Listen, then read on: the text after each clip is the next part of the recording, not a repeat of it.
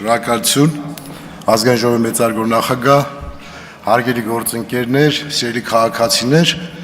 երկար քննարկվեց օրենքը, մանրամասն ներկայացվեց, ես կուզենամ մեկ-երկու խոսք ավելացնել ուղղակի մեր պատկերացումներին, որովհետև մի բան է, երբ որ օրենքը պարզ, ընթեռնելի, հասկանալի մատուցվում է հանրությանը, մեկ այլ բան է կիրառման ընթացքում առաջացող խնդիրներին։ Մասնավորապես տեսուչները, որոնք կարող են աշխատել մեր քաղաքացիների հետ, հնարավոր է տարբեր նպատակներ նաև ունենան, հնարավոր է նաև տարբեր քաղաքական հայացքներ ունենան, հնարավոր է, որ քաղաքացիներին փորձեն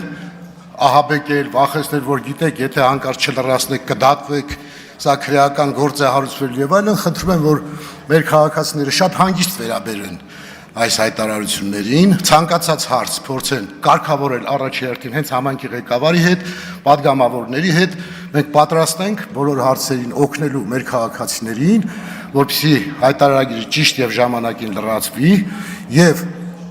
բոլոր հարցերը, որոնք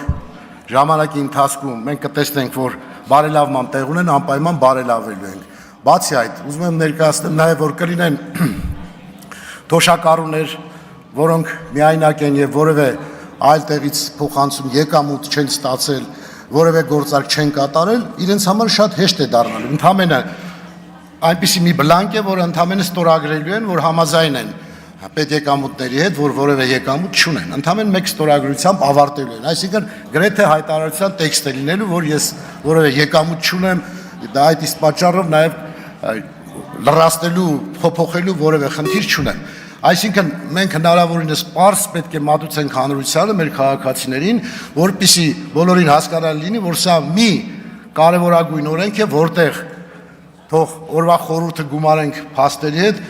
զատիկից հետո է զատվելու է թացը չորից։ Հասարակությունը իրապես պատկերացնելու է եւ կառավարությունը, պետությունը պատկերացնելու է, ինչ իրավիճակ ունենք երկրում։ Այսինքն